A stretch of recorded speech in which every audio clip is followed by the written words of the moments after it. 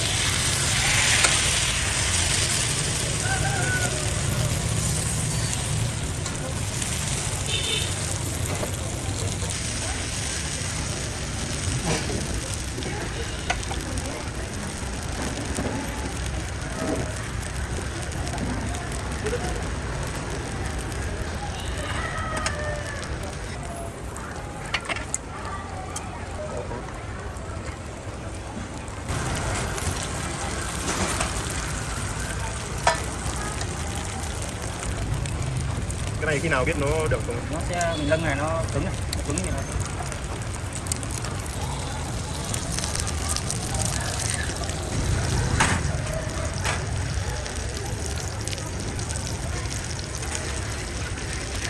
Cái bánh xèo miền Tây là nó to, chảo to.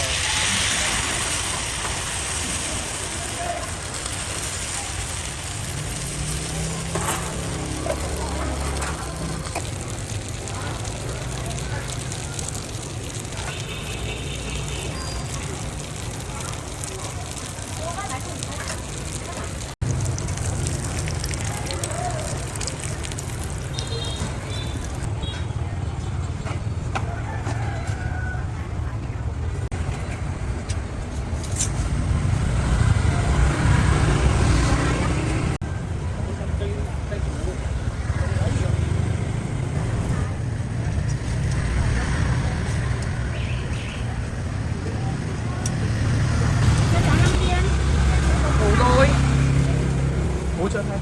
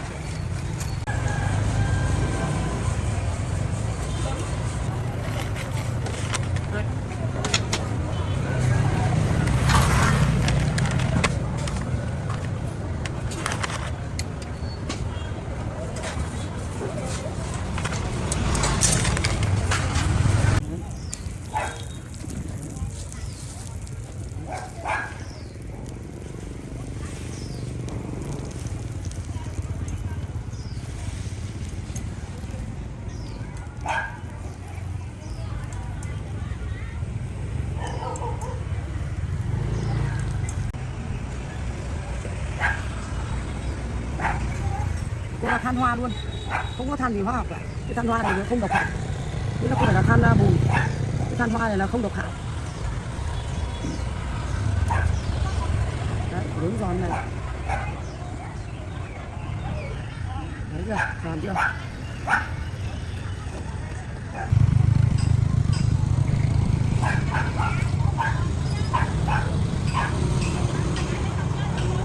Bán cái buổi chiều chỉ có 200 que, là 50 cái bánh mì thế thôi, không bán nhiều. Đấy, đấy, đấy, đấy.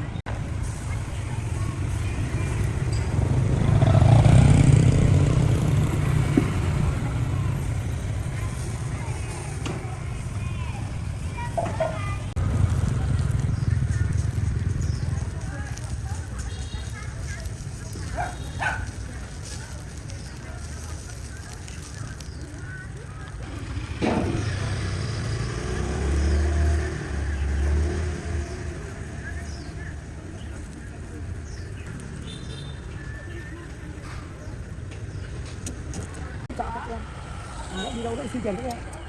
Giờ các cháu học hành nó lắm tiền lắm thì còn sức khỏe thì hôm nay có 70 còn sức khỏe còn làm quá.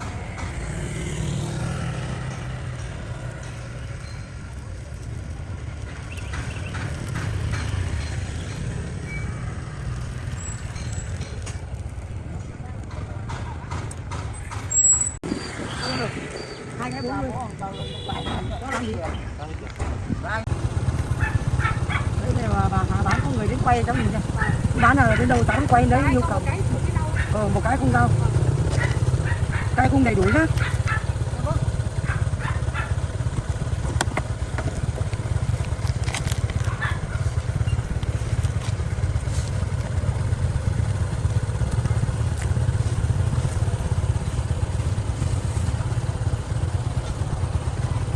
Cái không rau đúng không? Có ăn cay không? Cái không rau có ăn cay không? Có ăn cay không?